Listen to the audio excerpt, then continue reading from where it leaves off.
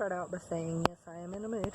So I'm going to step on some toes again probably, because I want to talk about what I mean by when I actually say that I maintain a hypomanic state at all times, even on my treatments.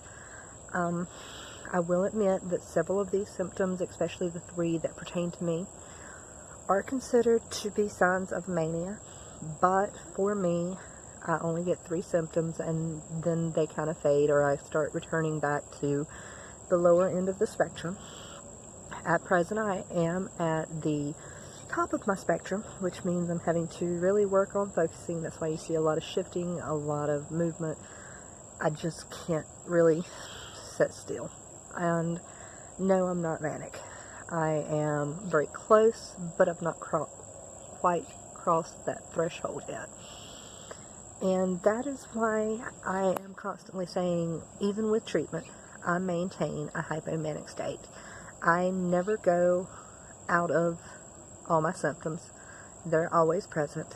I never really lose any insight to how these symptoms impact me. And I have basically 3 symptoms that I know appear depending on the spectrum. The first symptom is the one that stays no matter if I'm at the lower end or the higher end of the spectrum, and that is the one that most people struggle with discussing or even want to deal with.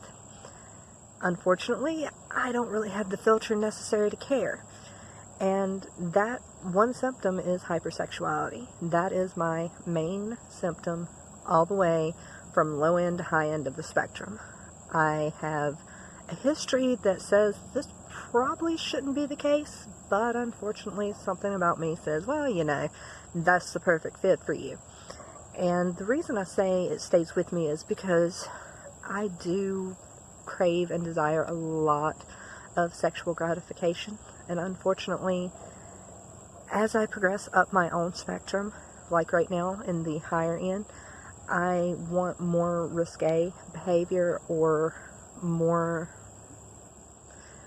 I guess, BDSM type sex. And that's just kind of how I am. But again, it kind of stays on this spectrum for me. I'm either just really high sex drive or high sex drive with more extreme behavior.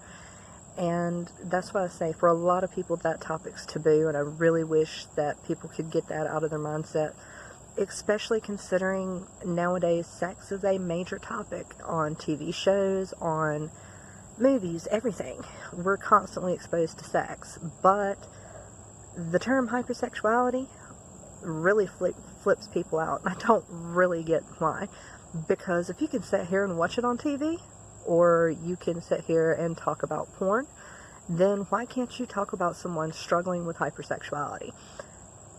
I will leave it at that for now. The next symptom, which means I'm getting about medium, is that people begin to see a shift in moods. I am more irritable or more excitable.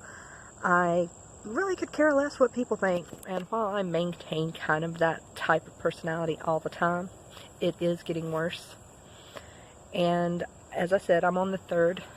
This is my 3rd symptom. That is the highest I'm going to go on this ring of symptoms, because it's where it ends for me, and that is the need for drastic change. Some people will say flamboyant behavior or flamboyant changes to their appearances. I am all about drastic change. Again, that's why I've been talking about chopping all my hair off or making changes. You can see I've kind of got to where I'm not worrying about the 2-hour or 1-hour job it takes to actually make my hair straight. I'm just kind of let it go. And right now, because it's so muggy, the curls are kind of falling out. And that's okay, because it's at least a change. It's not the change I want, but it's helping me until I can get the appointment to get rid of all of it. So again, and you can probably tell, I know I'm speaking a little faster. I know that I'm shifting a lot more in my videos, and that's because I am seeing these changes, and unfortunately that's how I know that it is time for me to increase to the top level of hypomania for me, or were I maintained because of my treatments. And that shift is a large part of who I am. So I've had to learn to read the signs so I know what's going on as it's going on. And it's just one of those things. Now, going back to the topic of hypersexuality, and I'm just going to spend a couple of minutes on this because it's something I feel is so important. I had a very dear, close friend of mine who spent years going to different psychiatrists, different counselors, trying to determine what was actually wrong with her, and they were never coming up with answers. And somewhere along the lines, I don't know if it was a conversation with me, one of my books she borrowed, maybe it was something on a website I shared with her, because I talked to her, I knew kind of what she was going through, and I am familiar with bipolar, obviously. And she read the subject about hypersexuality, and all of a sudden it kind of clicked for her, and she realized that maybe I wasn't so far off when I was telling her that she really needed to speak with doctors about the possibility of bipolar disorder. And so she starts looking into hypersexuality, and she starts realizing there's a lot of symptoms there, because she's had problems in the past maintaining relationships, because she does have a tendency to go outside of a relationship that she's in for more sex. She needs riskier sex.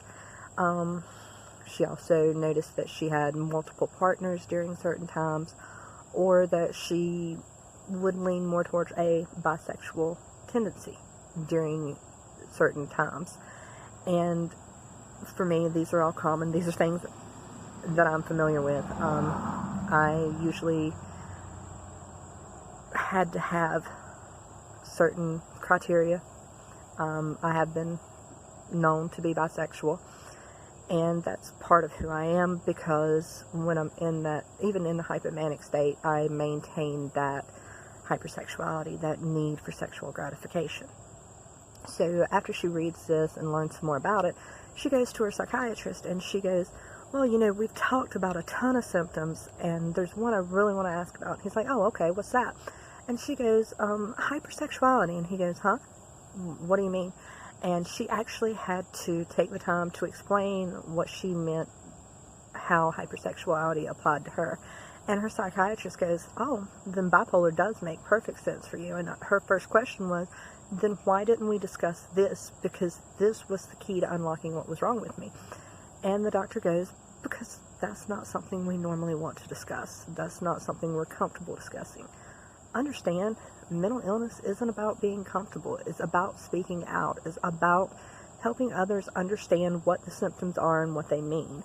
So if you're sitting here terrified of a simple conversation about hypersexuality, then maybe you need to look into a different career, because most people with bipolar will tell you that they experience this symptom rather often, myself included.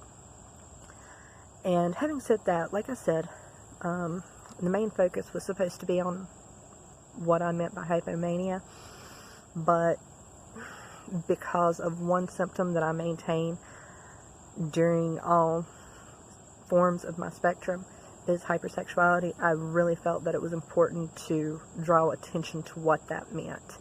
So, yes, I'm hypomanic. I'm not quite manic, but I'm very, very close. I am currently dealing with the hypersexuality, the excitability and mood swings, shifting, not able to sit still. That kind of all rolls in together for me. And also with the need for drastic change or a shift. That's why I was recently speaking about the desire for tattoos or piercings or a haircut. That is my third level. I've reached the highest I'm going to go, but I don't know how long I'll stay here. That's just one of those things. So, no, I'm not manic, but when I say I'm hypomanic, it means I have a lot of symptoms that could be considered manic, and I'm standing right there on the threshold. Alright, thanks. I hope you have a great day.